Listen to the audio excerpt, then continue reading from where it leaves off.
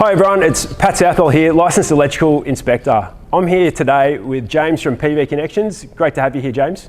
Awesome to be on site with you, Pat, to get your view on compliance and labelling. No worries. So you guys at PV Connections, you do a lot of labelling. Do you want to just tell us a little bit about that? Yeah, so one of the main aspects of our business is labelling for both residential and commercial systems. And one of the big things we focus on is A, having a quality product, and B, understanding the Australian standards so that we print the right labels for the right systems to make it easier on site for the installers and for yourself to come through and not have to defect anyone. Yeah, absolutely. And it makes a really big difference as far as I'm concerned. From a licensed electrical inspector's point of view, we want the labelling to be really clear. We want it to be of good quality.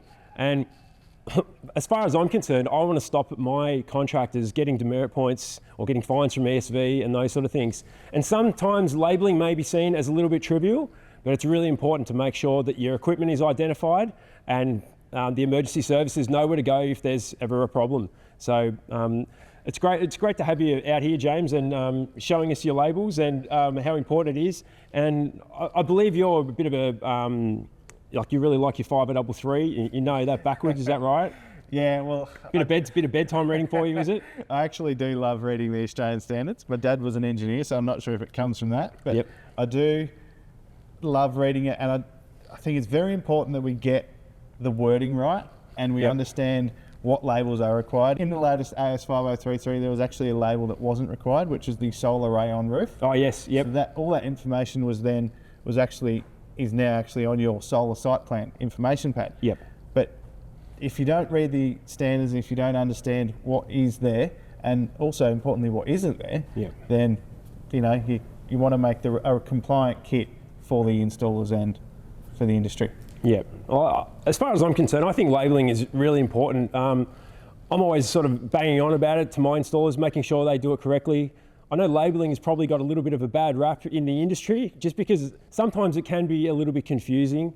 There are a lot of labels that are required on a solar installation, and if you put them everywhere, they do look quite messy, and it can make the installation look quite bad. But as far as I'm concerned, I actually think a well-labelled system can actually enhance the aesthetics of the system and make it look really good. Yeah, definitely. And you can have your panels all neat, string lined up on the roof. You can have your inverter mounted on the wall. All your conduit runs perfect. But if you get your labelling wrong, just a simple thing, that can lead to a defect and potentially demerit points, and that's not something you want.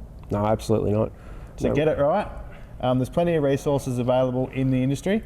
Pat's got some good information on labelling. There's also some good information on labelling on our website. So feel free to reach out to both Pat or ourselves if you need any questions answered. We'll be happy to help. No worries. Thanks very much, James. Appreciate you coming out here. Thank you. Awesome. Thanks, Pat. Good on you.